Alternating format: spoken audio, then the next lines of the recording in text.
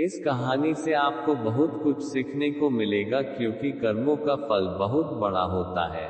दोस्त, इस जीवन में कौन क्या करता है, कैसे करता है, ये सब हम पर ही निर्भर करता है। तो अब शुरू करते हैं। मनुष्य जैसा कर्म करता है वैसा ही फल भोगता है। वस्तुतः मनुष्य के द्वारा किया गया कर्म ही प्रारब्ध बनता है।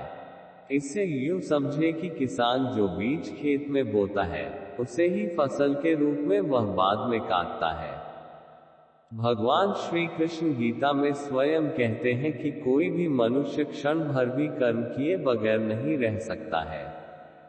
आज के परिवेश में विचार किए जाने की आवश्यकता यह है कि क्या हम शत प्रतिक्षण दिन प्रतिदिन जो कर्म कर रहे हैं, वह हमें जीवन में ऊंचाई की तरफ ले जा रहे हैं, या फिर इस संदर्भ में कहीं लापरवाही हमें नीचे तो नहीं गिरा रही है।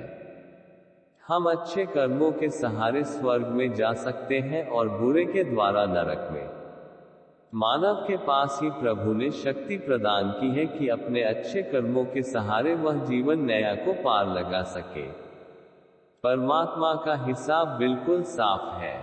अच्छे कर्मों का फल शुभ व बुरे का फल अशुभ। वह कभी ऐसा जोड़ घटाना नहीं करता है कि अच्छे कर्मों में से बुरे का फल निकालकर फल दे।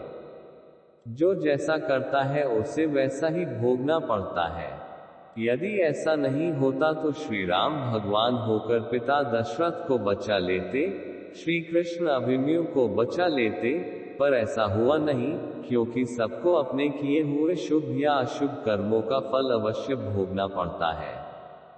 अच्छे फल की प्राप्ति के लिए हम अच्छे कर्मों को करने के लिए प्रतिबद्ध हो तो बात बनती है। हम अच्छे कर्म करते नहीं और अपेक्षा अच्छाई की करते हैं। यदि हम थोड़ा सा सजग व सेवारत हो जाए तो बात बनते देर नहीं लगेगी। अच्छे कर्मों से यदि स्वर्ग मिल भी जाए तो उसे स्थायी नहीं समझना चाहिए। स्वर्ग का सुख ऐश्वर्य भोगने के पश्चात इंद्र जैसे लोगों को भी अच्छे कर्मों के अभाव में पुनः नाना प्रकार की योनियों में भटकना पड़ता है। प्रभु कृपा से जीवन में यदि सत्ता, संपत्ति व सत्कार मिले तो उसे बचाए रखने के लिए यह आवश्यक है कि हम अपने अच्छे कर्मों में बढ़ोतरी करें।